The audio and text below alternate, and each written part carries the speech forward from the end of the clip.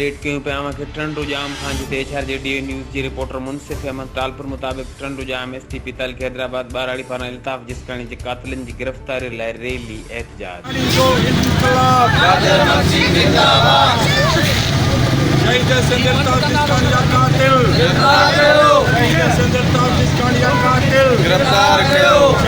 सिंध तरक्की पसंद पार्टी हैदराबाद बाराड़ी के कारकुननि पारां शहीद इल्ताफ़ जिसकाणी जे कातिलनि जी गिरफ़्तारी लाइ सचल गोपांग रियाज़ लाखो ऐं ॿियनि टंडो जाम प्रेस क्लब वाॾो एहतजाजी मुज़ाहिरो कयो।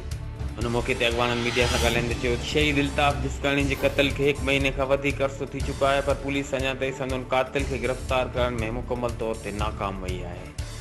हिननि जो वधीक चवण हो टंडो अलाए यार पुलिस खां पुछण था चाहियूं त हिननि खे आख़िर कहिड़ियुनि क़ुवतनि इल्ताफ़ जिसकाणी जे कातिलनि खे गिरफ़्तार करण खां रोके रहियूं आहिनि।